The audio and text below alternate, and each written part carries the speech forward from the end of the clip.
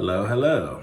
We are going to talk today about the Sand Buggy, Dune Buggy episode. These clips are going to run through reasonably fast because it's just kind of a slideshow that I'm going to talk over. Some of the main points I wanted to discuss was the typical TV show setup, but also the things that the video didn't cover, like the suspension design.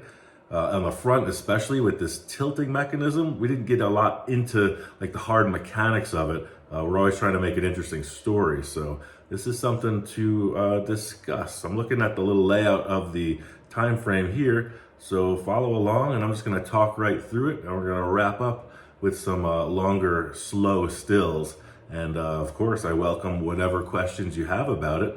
To reflect on this before we even get into it, the chassis was from Victor's supercar project, that Sterling kit car body. The chassis was VW, and prior to filming, I had done a lot of fabrication already. So the Sterling chassis VW Type 1 was shortened a considerable amount, and then this frame head was modified to put the tube axle that I built on it. So yeah, let's just get into some of these slideshow motion pictures, and we'll talk more.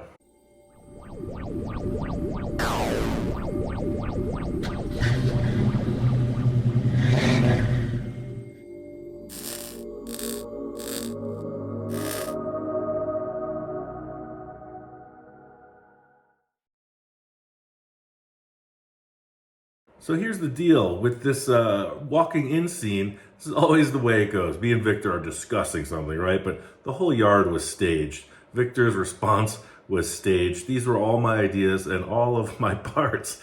So he's just like, yeah, whatever. But in truth, all those fiberglass toys were his. Coming into this next thing is the front suspension design that I mentioned. You can see it works really well with very few leaf springs. The thing was with the articulation, that was a tip off from another buggy you'll see later in this episode. It was a piece from another kit that had this like sleeve tilt thing that was for like a third member link in a suspension underneath one of my friend Bill's Ranchero projects. So you could see how it articulates without a spring. You know, it's just up and down. I added shocks later just because of the design on the other buggy that I saw. So that's pretty much where it's at. And the dude is always checking it out. So not really sure what I'm saying here in the interview, but all of this was staged, written responses to the questions that they had. But pretty radical design. Definitely a departure from any Volkswagen that I had worked on before, especially sand buggy wise. So at this point, I don't even know if it's going to work. The bump steer was a major concern for me. People mentioned in that I had used two different kegs during the filming. Yes, that's true. I picked one up from the guy, and then another one mysteriously popped into the back of that car.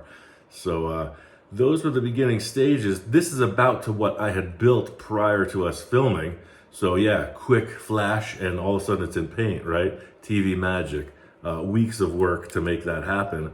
This was a simple single stage. It was Rust-Oleum oil paint on the chassis with a little bit of glitter thrown in. And then, yeah, here we are all of a sudden at the Pismo. That was fast. We're already at the reveal. Amazing how a car gets built that fast. So yeah, that's kind of the thing. We did take it to the Sand Buggy reunion, and that's what it looked like in the end. The paint job was base coat, clear coat with pinstripe by Liv Gordon. Super good design. Really complimented the stuff that I had done. And a couple other accessories I picked up along the way. This is the guy, Court, who created the event. He's passed on, unfortunately, but my buggy was inspired by his green one you'll see sitting next to it. And I had contacted him online a lot. Just a super nice guy, and he was super complimentary to what I had done. The buggy that you're seeing that he drove was built by his dad back in the day. So he grew up with this type of thing, and he really was stoked to see what I was up to. That was a huge compliment. There I am, beautiful day, Pismo Beach sand dunes. If you've ever have the chance to go there, definitely check it out. I think its time might be limited. They're always trying to shut it down. There's a constant battle with the authorities and with the people that want to save the milk vetch and other wild plants and things. So check out Quartz Buggy. You'll see a lot of similarities there, but all his stuff is real old school, built back in the day. A couple updates, big engine and that bad exhaust, super nice. This thing is tuned for performance. So mine during the shoot didn't really run very good. The carburetor was all messed up. I forgot my glasses. I forgot any kind of protection for sun or sand. So we got the shot, so to say. So there I am in second gear. It's pretty much all it's got.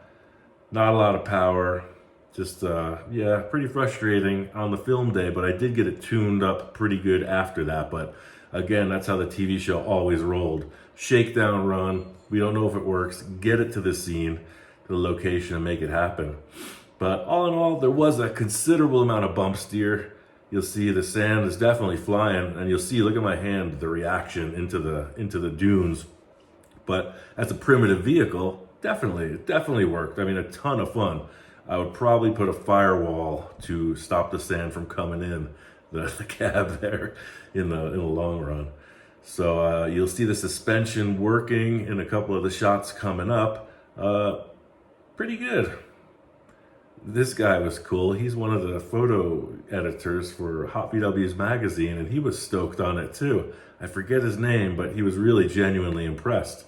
So in the end, good day, sunsets, we drive away. We didn't capture these rims and the glow-in-the-dark effects on camera. The video camera wouldn't really capture it, but the thing did run glow great. The exhaust you just saw is something that we're working on now. We saved it all those years. But you see, this went through a number. If you look at these shops, that blue car is the Packard. That's the Merc Eater. So this buggy's been around for quite a long time. I'm just trying to catch up on the video right now. Of course, Dude, always responding. And you didn't see the steering bracket setup. That's pretty elaborate. That's a Scully hood ornament, one of my shifter knobs I put on there. And that was the first idea, the Mutant T with the up and down headlights. As I mentioned, many different ideas went into this. You see the Sterling kit car's rims are still on it at this point, and that's a close-up of that piece that articulated the front suspension. And the axle was just a water pipe, just whatever, 1.5 inch tube, and different shots of how the frame head was modified and brought up with that 1.5 inch roll cage style tube. Just a very stout and simple design. We did slow down this one clip to, I think, a few seconds longer than the other ones. Jamie helped me with that. So you'll see the Gentleman, see the Model A behind the Mutant T? That car, the Gentleman, which I built for a movie guy, that car had been in the works for like 6 years. So you see it here, it's got the original Space Junkie 1.0 rims and tires on it. Already it's assembled, it's almost ready to run, and like so many projects, we needed a TV show, so I took that one apart as well.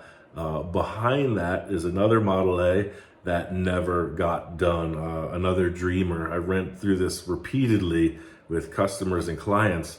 I get these cars in the shop, it would become a parking lot, right? So that car had tons of potential, a really nice setup. He invested about $8,000 in it. Yeah, it was a great roller, and I ended up liquidating it for him. He got the rims and tires back.